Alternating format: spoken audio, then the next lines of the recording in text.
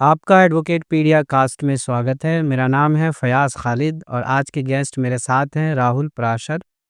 राहुल पराशर पेशे से एक एडवोकेट हैं और इनका एक्सपीरियंस तकरीबन 10 साल का है। पराशर जी, आपका बहुत-बहुत स्वागत है। फ़ियाज़ भाई अस्सलाम वालेकुम और वालेकुम सलाम। आपका बहुत-बहुत शुक्रिया कि आपने मुझे निमंत्रण दिया इस मंच पे आने का और अपनी बात कहने का, जी, है ना? और आपका एक बार फिर दोबारा से शुक्रिया।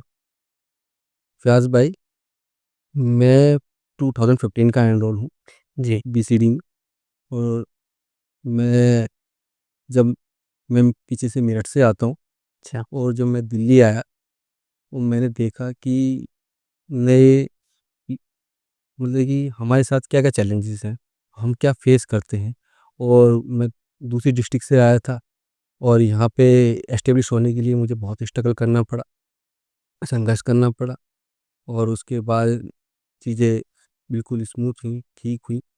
तो मुझे ज़रा-सा ये बताइए कि किस तरह से मतलब 2014 में आप एनरोल्ड हुए, राइट? और 2014 तो से 15 में दैट इज़ 15 ओके। ये तो इन 15 में एनरोल्ड हुए और यहीं दिल्ली से ही आपने प्रैक्टिस शुरू की है? यस, अच्छा, तो यहाँ पे किस कोर्स से आपने स्टार्ट किया था? मैं जब आया तो मैंने स्टार्टिंग करकरडूमा से करी, जी, है ना? तो मेरे कोई नोन नहीं थे तो सबसे नियरेस्ट कोर्ट यही थी हमारे, है ना? और जो कुछ भाइयों ने सजेस्ट किया था कि सबसे नियरेस्ट कोर्ट यही है, जी, तो आप यहाँ से स्टार्ट कीजिए। जी। तो मैंने यहाँ से स्टार्ट किया करकरडूमा से। मैं 2 साल करकरडूमा रहा, फिर उसके बाद मेरा काम जो है पटियाला हाउस ज़्यादा होने लगा, तो मैं पटियाला हाउस शिफ्ट हो गया। तो इस तरह से आप बहुत सारे कोर्स पे रहे और काम किए, यस, राइट, तजुर्बे लिए। राइट। तो इनिशियली आप मुझे बताइए कि बेसिक असुविधा क्या-क्या रही आपको? सुविधा तो मुझे यही रही कि मैं दूसरी डिस्ट्रिक्ट से आया था, दूसरी स्टेट से आया था। यहाँ पे लिटी लिटिगेंट्स नहीं मिलते थे हमें, है ना? क्लाइंट नहीं मिलते थे, है ना? तो लगता था कि कैसे प्रैक्टिस चलेगी। पर लेकिन जहाँ अपने सीनियर के साथ जुड़े, उनके साथ जुड़ने से जो हमें अनुभव मिला, उसके साथ-साथ फिर हमारे पास क्लाइंट भी आने लगे और चीज़ें धीरे-धीरे सहूलियत से चलने लगी। जी। तो आपको 3, 4 साल, 5 साल तो आपके भी स्ट्रगल के दिन रहे होंगे? बिल्कुल राइट, आपने बिल्कुल सही कहा। 3, 4, 5 साल मुझे कुछ भी नहीं मिलता था और मैं मतलब घर से लेता था, है ना? और बड़ा ऑकवर्ड सा लगता था कि घर घर से कहना कि जो है जी। मेरे जो है जेब खर्चा दीजिए, एग्ज़ैक्टली हाँ। है ना? और कोई सपोर्टिव सिस्टम नहीं था, तो घर से ही सपोर्ट मिलती थी। पर धीरे-धीरे चीज़ें अच्छी होने लगी, क्लाइंट आने लगे, है ना? और उन्हें काम समझ में आने लगा, उन्हें रिलीफ़ मिलने लगे, तो जो है फिर उनके रेफ़रेंस से दूसरे केस आने लगे जी, और चीज़ें बेहतर होती गई। ठीक है। तो मोटा-मोटी मुझे ये बताइए कि आज 10 साल तकरीबन हो गए आपको, 10 साल से ज़्यादा हो गए। 10 साल में मेजर इश्यूज़ क्या-क्या हैं? मेजर इश्यूज़ तो यही आए कि आप जब दूसरे स्टेट से दिल्ली आते हैं, तो आपके पास कोई सपोर्टिव सिस्टम नहीं होता, जी, है ना? और सीनियर आपको कुछ सीनियर्स होते हैं जो आपको एनकरेज करते हैं, सपोर्ट करते हैं, स्टाइपेंड भी देते हैं, जी, है ना? और आपको सिखाते भी हैं, है ना? बहुत से सीनियर्स ऐसे होते हैं केवल सिखाते हैं, लेकिन स्टाइपेंड नहीं देते, जी।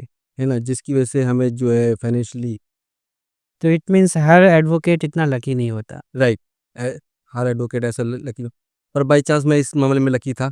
मेरे जो सीनियर्स थे वो मुझे सपोर्ट करते थे, जी, है ना? और सिखाते भी थे और जो है मुझे स्टाइपेंड भी देते थे, जी। है ना? और चीज़ें उनसे बेहतर होती थी। तो ये कुछ ऐसा है कि आप इस फ़ील्ड में आए और आप कहीं न कहीं आप डिपेंड हो गए। यस, इस फ़ील्ड में जो माहिरीन, इस फ़ील्ड में जो एक्सपीरियंस्ड लोग हैं, उन लोगों पे डिपेंड होना पड़ता है, राइट। Any how. हाँ, ये और चाहे रिकमेंडेशन से हो या आपसी व भाईचारा से, व्यवहार से, जैसे भी हो, एनी हाउ। एक तो ये चीज़ हो गई। दूसरी चीज़ ये है कि फिर आप डिपेंड हो जाते हैं जो यहाँ के सिस्टम हैं, जो बार के प्रोसीजर्स हैं, बार की सहूलतें हैं, फिर उस पे आप डिपेंड हो जाते हैं कहीं न कहीं के आपको बैठने की सुविधा हो जाए कम से कम, तो जाके आप कुछ आगे और कर पाएँ। आपको टाइम पे कुछ मेडिकल फैसिलिटी हो ज मिल जाए एट द टाइम जब आप कुछ थोड़ा-सा भी इश्यूज़ फेस कर रहे हों। या फिर कुछ ऐसा होता है कि आपको रिसर्च करना है या well maintained library, well maintained computer lab, कुछ इस तरह की चीज़ें अगर हमें स्टडी रूम मिल जाए आपको कोर्ट में, तो हम एनी हाउ डिपेंड रहते हैं इन सब चीज़ों पे कि जब एक बार हम कोर्ट में आ जाते हैं और जब इन्हीं सब चीज़ों का अभाव रहता है तो फिर हमें लगता है कि हम बोलें बताएँ कि इस चीज़ का इश्यू हो रहा है और हम अकेले नहीं हैं और भी एडवोकेट्स सेम इश्यू फेस कर रहे हैं, है ना? तो फिर इस सब चीज़ों को देखते हुए आई गेस कि फिर आपने प्रोग्राम किया, अपना इरादा बनाया कि आप कॉन्टेस्ट करेंगे और आपने राउज़ एवेन्यू चूज़ किया, राइट? राइट। इसमें मैं आपको बताना चाहूँगा, जब मैं प्रैक्टिस में आया, तो अपने सीनियर के साथ चैम्बर्स जो थे या उनके ऑफ़िस जो थे वो शेयर करते थे, है ना? वहीं हमारे शुरुआत में क्लाइंट्स आते थे। पर जब आपका काम धीरे-धीरे बढ़ने लगता है, तो फिर आपको एक नई जगह चाहिए होती जी, है ना? हम 15 के एनरोल्ड हैं, लेकिन अभी तक हमें एक अपॉर्च्युनिटी नहीं मिली कि हमें चैम्बर्स अलॉट हों, जी, है ना? तो ये सभी न्यू कमर्स के लिए एक चैलेंज है कि उनको एक स्पेस नहीं मिल पाता अपने लिए, है ना? और अपनी प्रैक्टिस को एस्टेब्लिश करने के लिए जगह नहीं मिल पाती, है ना? जो एक मेजर इश्यू है हमारे प्रोफ़ेशन। दूसरी बात, कुछ कोर्स ऐसी हैं, जिनमें लाइब्रेरी इंचार्ज की पोस्ट भी नहीं है। हुँ, जिसके परिणाम ये होते हैं कि वहाँ लाइब्रेरी मेंटेन नहीं होती, है ना? वहाँ लाइब्रेरी मेंटेन नहीं होती, फिर अपडेटेड नहीं होती, हुँ। है ना? जैसे हम देखते हैं तीसयारी में। तीसयारी में लाइब्रेरी इंचार्ज की पोस्ट नहीं है। आप वहाँ जाइएगा तो लाइब्रेरी में आपको वो सुविधाएँ नहीं मिलने की जो अदर कोर्ट्स में आपको दिखती है ना? वो वहाँ बिल्कुल भी मेंटेन्ड लाइब्रेरी नहीं है। फिर हमारे राउज़ एवेन्यू कोर्ट को 6 साल हो गए, जहाँ सिंगल चैम्बर नहीं है। कोई लाइब्रेरी की मतलब कि ये कहूँगा मैं, किताबें तो बहुत दूर की बात है, वहाँ कोई स्पेस भी नहीं है आपके पास लाइब्रेरी के लिए, जबकि वो एक प्रॉपर कोर्ट है। अगर वहाँ पे कोई आता है तो बड़ा मेजर कंसर्न है कि वो कैसे, कहाँ बैठे, कहाँ डील करे अपने क्लाइंट के साथ, और अगर उसके पास समय है तो क्या पढ़े, है ना? तो उसे या तो मोबाइल से, है ना, या देखे, या कंप्यूटर में अपने लैपटॉप में देखे, जी, है ना? मतलब कि आपको कोर्ट से कोई भी आपको कोई बेनिफिट नहीं दिखता है। तो फिर ये चीज़ें हमें को दर्द करती हैं, कचोटती हैं कि भई हम एनरोल होते हैं, एक अच्छी फ़ीस देते हैं, सब्सक्रिप्शंस देते हैं, और उसके बाद भी हमको ये सुविधाएँ नहीं मिलती, है ना? तो ये न्यूकमर्स का जो डिमोरलाइज़ करती हैं चीज़ें, है ना? आपको आपके एनकरेज को कहीं न कहीं आपको कम करती हैं। ये करते हैं कि यार इस प्रोफ़ेशन में कुछ नहीं है, हमें कुछ और करना चाहिए। अच्छा। हाँ, तो हमें लग जब मुझे लगा कि हमारे राउज़ ज़मीन में कुछ नहीं है, तो मेरे मन में ख़्याल आया, किसी के लिए नहीं तो कम से कम मुझे अपने लिए एफ़र्ट करने चाहिए। मैं आऊँगा तो कम से कम अपने लिए करूँगा और अपने हुँ, साथियों के लिए करूँगा, हुँ, हुँ। वेलफेयर के लिए काम करूँगा, और मैंने लाइब्रेरी इंचार्ज की पोस्ट को चूज़ किया, ताकि जो है कम से कम वहाँ पे जो है एक ऐसा स्पेस बने, जहाँ पे हमारे सब साथी आएँ, और वो एक हेल्दी एनवायरनमेंट बने, जहाँ रीडिंग का, जहाँ हम आप जानते हैं कि रोज़ नए अमेंडमेंट आते हैं, रोज़ में नए अपडेटेड आते हैं, है ना? और वो कब तक, जब तक नहीं जान पाते हम, जब तक हम पे वो स्पेस नहीं होता, जब सही तक हम अपडेटेड नहीं होते। तो राउज़ ज़ोन में सुविधाएँ नहीं है। तो मेरा यही था कि हम आएँगे बार में, और अच्छी एक लाइब्रेरी बनाएँगे, और एक अच्छा एनवायरनमेंट बनाएँगे, फ्रेंडली एनवायरनमेंट बनाएँगे, और वहाँ पे ऐसा माहौल बनाएँगे कि सभी साथी आएँ और उसको यूज़ करें, हमारी अपडेटेड लाइब्रेरी को यूज़ करें। तो ये आपका विज़न है इस चीज़ को लेके कि आप वहाँ पे इस तरह की चीज़ें चाहते हैं। हाँ, ये मेरा विज़न भी है और मेरा प्रॉमिस भी है। क्यों? क्योंकि हमने ये फेस किया है। हुँ, हुँ। जब हमने फेस किया है तो हम चाहते हैं कि जो हमारे नए साथी आएँ, वो इन चीज़ों को फेस ना करें।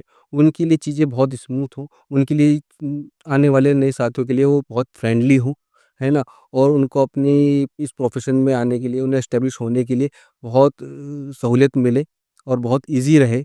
उनको वो चैलेंजेस फेस ना करने पड़े जो हमने या हमारे पहले साथियों ने किए हैं, है ना? तो उनकी चलिए ये तो ये रहा कि चूँकि फर्स्ट टाइम इलेक्शन हो रहा है राउज़ एवेन्यू कोर्ट में और फर्स्ट टाइम जिसको मौका लगेगा वो अपनी सर्विस ज़रूर देंगे, राइट, राइट? और उनके वो किस तरह से इसको पूरे सिस्टम को यूटिलाइज़ करते हैं और किस तरह की सुविधाएँ अवेल कराते हैं, उसके बुनियाद पे तय होगा कि फिर जो नेक्स्ट इलेक्शन होगा उसमें फिर एक बात होगी कि कंपैरेटिवली फिर कौन बेहतर कर पाता है।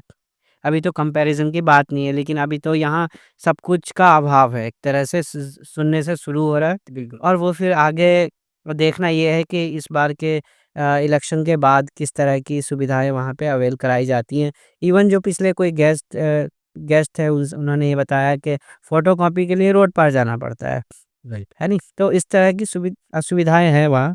फयाज़ भाई, मैं आपको एक जानकारी और देना चाहूँगा, जो कि हमें अब देखने को मिलती है। अभी तक क्या था फयाज़ भाई, टेक्नोलॉजी का समय धीरे-धीरे बढ़ा जी। और हमारी जो लाइब्रेरीज़ हैं, वो केवल टेक्स्ट तक रह गई। जबकि अब लो जर्नल्स, लो बुक्स जो हैं आपके ई जर्नल्स या ये आपको ई एक्सेस मिलना चाहिए।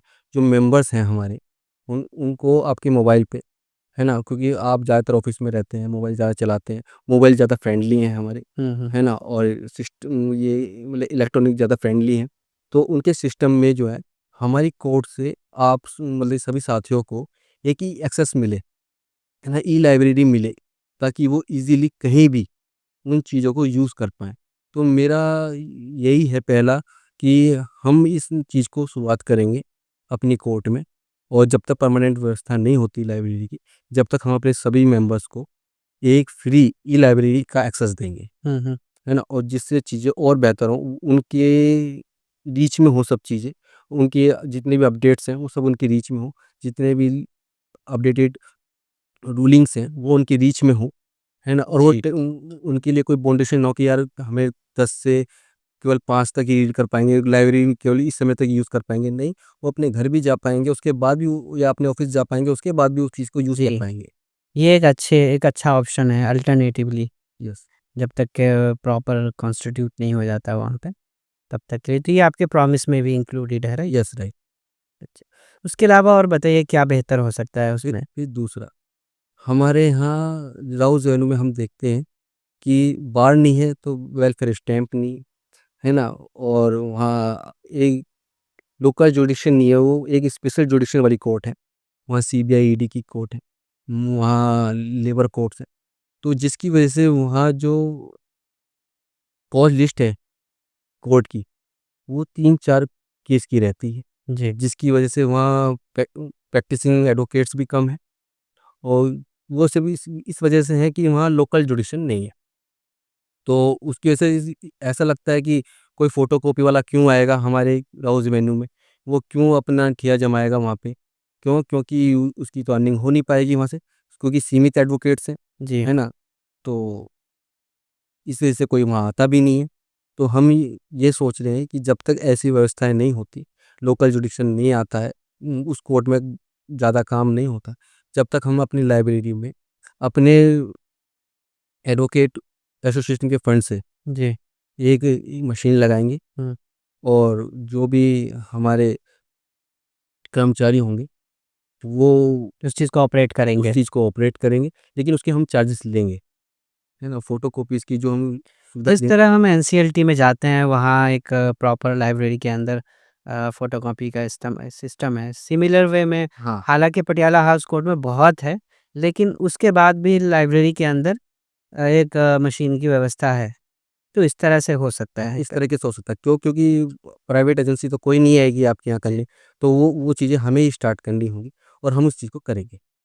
चलिए बहुत अच्छा विज़न है आपका और आपने जो प्रॉमिस किया है होपफुली आप इस पोस्ट पे जीत कर आएँ और फिर इसका फुलफ़िल करें इस चीज़ को। शुक्रिया मेरे भाई। और जहाँ तक बात है आपकी प्रैक्टिस से रिलेटेड 10 साल का एक्सपीरियंस है आपका, वो जो कि का कम नहीं है। देखा जाए तो इतने 10 साल बार में बिताना, इस लीगल फ़ील्ड में बिताना, डिफरेंट तजुर्बे करना। अभी जो अपकमिंग एडवोकेट्स हैं, जो नए न्यू जनरेशन आ रही है, वो डिफरेंट वेज़ चूज़ कर रही है इस फ़ील्ड में आके और बहुत लोग जो ट्रेडिशनल वे अपना के इस कोर्ट में आते हैं, प्रैक्टिस करते हैं। उन्हें भी सिमिलर चैलेंजेस फेस करना पड़ता है, जो चैलेंजेस आपने 2015 में फेस किए होंगे, वो आज भी एज़ इट इज़ है, बट द थिंग इज़ के कुछ जो चैलेंजेस उस टाइम पे थे, वो चैलेंजेस आज थोड़ा स्लाइटली डिफरेंट वे में है। मैं आपसे ये जानना चाहूँगा कि चूँकि इस तरह का कोई प्रोविज़न नहीं है, इस तरह के कोई इंस्टीट्यूशंस नहीं हैं कि आपने ये देखा होगा कि जब एक एलएलबी करने के बाद आप जुडिशरी की प्रिपरेशन करते हैं, जज के लिए आप सेलेक्ट होते हैं जब, तब आपको एक प्रॉपर ट्रेनिंग दी जाती है। राइट? एक्सपीरियंस्ड लोग होते हैं, आपको ट्रेनिंग देते हैं, फिर आप अपनी पोजीशन भी अर्न करते हैं। लीगल फील्ड में, हालाँकि ये फील्ड तो पूरा पूरा ऐसा है कि इवन के बुढ़ापे तक आप सीखते रहिए, ये समुंदर है सीखने का। राइट, लेकिन इनिशियली एटलीस्ट जैसे कि आपने खुद बताया कि 5 साल तो आपको घर से पैसे लेना पड़े, घर से, क्योंकि यहाँ 5 साल आपको बहुत मेहनत करना पड़ा अपनी पोजीशन बनाने में, क्लाइंटेज बनाने में, सीखने में, प्रोसीजर्स, राइट? पहला इशू कि आपको अगर क्लाइंट आ भी जाए तो आप उतने काबिल नहीं, सीखने में टाइम लगता है। राइट, अगर आप सीख भी लेते हैं तो फिर क्लाइंटेज का इशू, आपको टाइम पे क्लाइंट नहीं आ पाता है। तो ये कुछ चीज़ें हैं इसमें, इस फ़ील्ड में। आप मुझे ये बताइए कि आपको नहीं लगता कि इस तरह की कोई चीज़ हो कि जैसे ही कोई बच्चा एनरोल्ड हो, एडवोकेट बना, फिर उसको 3 महीने, 6 महीने की एक प्रॉपर इंस्टीट्यूशन या एक एकेडमी हो जो कि बीसीआई द्वारा गवर्न होता हो या एसोसिएशन द्वारा गवर्न होता हो, कि आप डायरेक्ट उस एसोसिएशन में पहले जाएँगे, वहाँ आप किसी भी एक पार्टिकुलर केस की फुल फ्लेज्ड ट्रेनिंग लेंगे। ये ले लो, रिकवरी का मैटर ले लो, इसको शुरू से एंड तक सीखो आप। जैसे एक मूट कोर्ट का प्रोविज़न होता है, बट मूट वो court is like Meta form, virtual form. लेकिन यहाँ पे एक प्रैक्टिकल एस्पेक्ट्स पे आपको प्रोसीजर सिखाया जाए कि यहाँ कोर्ट है, यहाँ जजेस बैठते हैं, यहाँ फाइलिंग काउंटर है, यहाँ से फाइल लेनी है, यहाँ सबमिट करनी है, इस तरह से फाइलें बनानी है, एक फुल फ्लेज्ड ट्रेनिंग हो, कोई भी एक पार्टिकुलर फ़ील्ड की। राइट। आपको क्या लगता है इस बारे में? बस भाई ऐसा है, हमारा जो प्रोफ़ेशन है उसके साथ एक वर्ड जुड़ता है प्रैक्टिस, जी, है ना? कि आप मैं जो है 10 साल से प्रैक्टिस कर रहा हूँ, जी, 5 साल से प्रैक्टिस कर रहा हूँ और हमारे यहाँ प्रैक्टिस से स्किल आता है। जब आप लॉ करके आते हैं, तो आपने एक नॉलेज लिया है, एक एजुकेशन लिया है, वो एक सिर्फ़ किताबों तक सीमित थे आप अभी तक। जी, लेकिन जब आप इस प्रोफ़ेशन में आते हैं, तो आपको बिल्कुल जो प्रोसीजर आपने किताबों में पढ़ा था, उससे बिल्कुल डिफरेंट मिलता है। उससे डिफरेंट पाते हैं कि हमने पढ़ा कुछ था और दिखता कुछ और है। रियलिटी कुछ और दिखती जी, है। तो हमारा मानना ये है कि टाइम टू टाइम ये वीकली जो है ऐसे लेक्चर्स हों, है ना?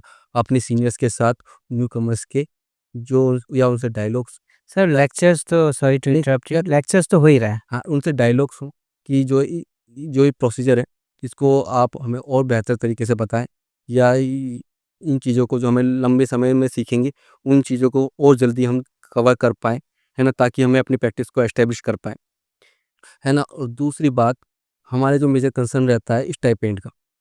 तो और दूसरा ही हमारे जो न्यूकमर्स आते हैं, उनके साथ एक समस्या और रहती है कि वो किसके साथ एंगेज हों, है ना? किसके साथ जुड़ें और किसके साथ अपनी प्रैक्टिस को आगे बढ़ाएँ।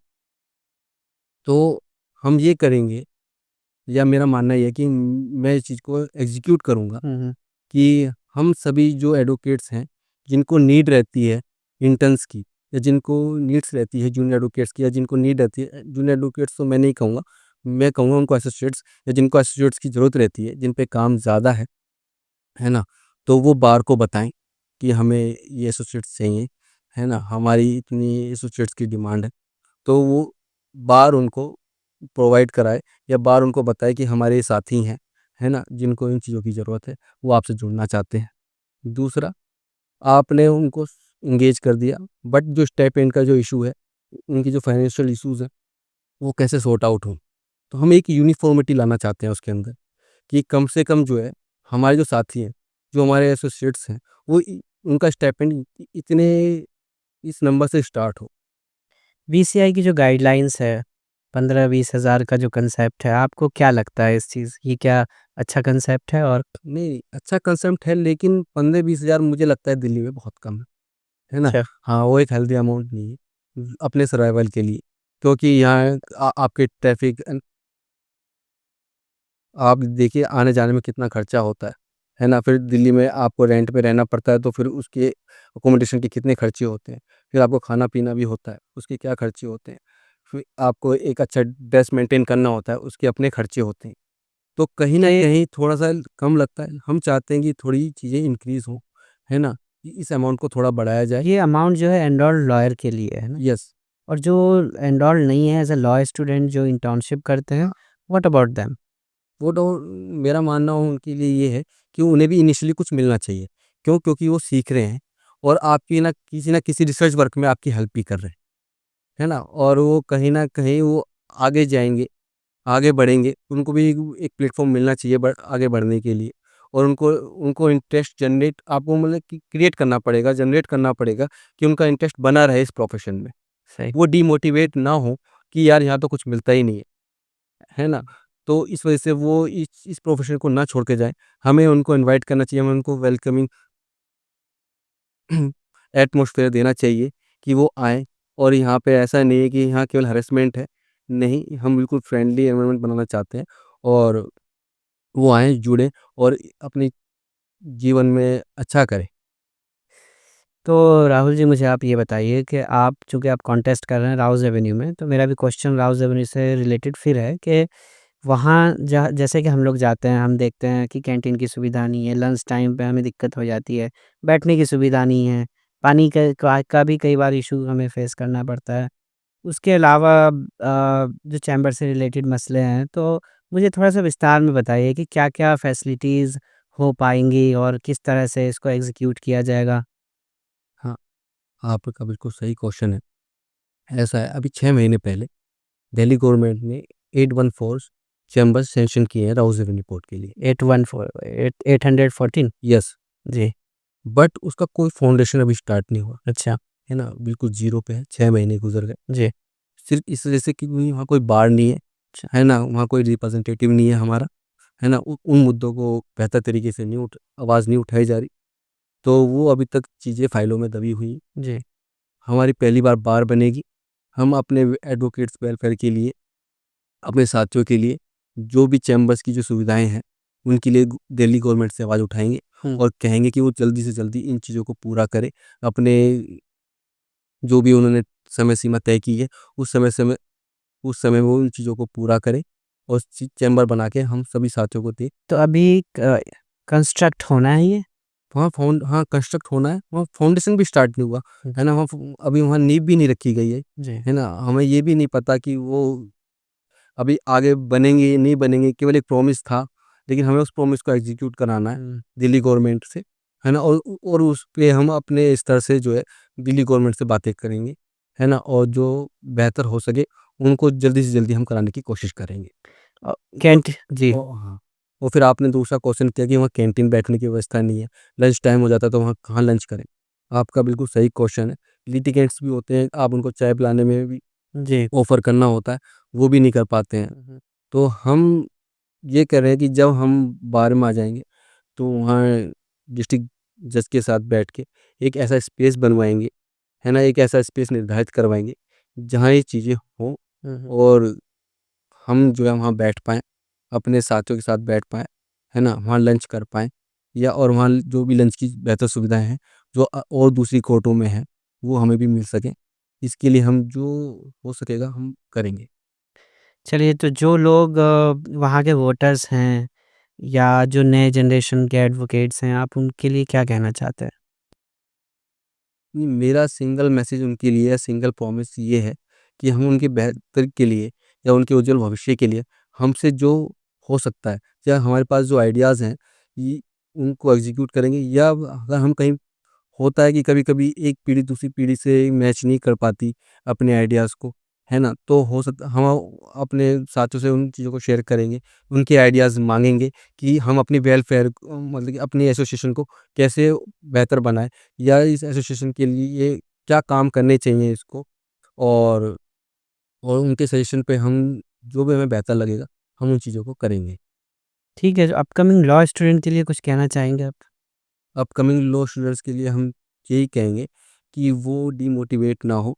हम बिल्कुल फ्रेंडली एनवायरनमेंट बनाएँगे अपने इस प्रोफ़ेशन में और वेलकमिंग एनवायरनमेंट बनाएँगे कि आप आइए, जुड़िए इस प्रोफ़ेशन से बहुत नोबल प्रोफ़ेशन है ना? अंग्रेज़ों के टाइम से चला आ रहा प्रोफ़ेशन है ना? आप इसमें जुड़िए, है ना? और अपनी सर्विस दीजिए और डिमोटिवेट ना होइए। हम इसमें स्टाइपेंड की भी सुविधा करेंगे और करवाएँगे। जब तक अगर कोई साथी किसी के साथ जब तक एंगेज नहीं होता है, हम कोशिश करेंगे कि हम अपनी एसोसिएशन से भी उनको कुछ हेल्प कर पाएँ, है ना? ताकि वो अपने आप को एस्टेब्लिश कर पाएँ इस प्रोफ़ेशन में। चलिए सर, राहुल जी, बहुत-बहुत शुक्रिया आपका इस प्रोग्राम में आने के लिए और हमसे इस टॉपिक पे विस्तार से बातचीत करने के लिए। और मुझे भी चूँकि बहुत सारी चीज़ों के बारे में पूछना था अलग-अलग कैंडिडेट्स से, तो आप भी आए और आपने बहुत अच्छा मतलब अपना विज़न रखा हमारे सामने। उम्मीद करते हैं आप इस बार जीतें और कुछ अच्छी चीज़ें एग्ज़ीक्यूट हों फिर इसमें।